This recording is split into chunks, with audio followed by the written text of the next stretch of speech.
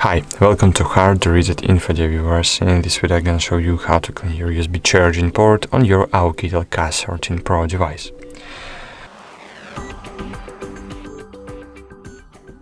So, firstly, remember one rule.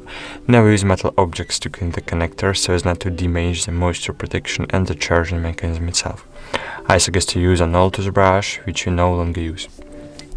So, firstly, you need to take the cover off if you have and take the brush in your hand. Then insert one part of the brush into the connector and take the dirt out. So cool, that's it.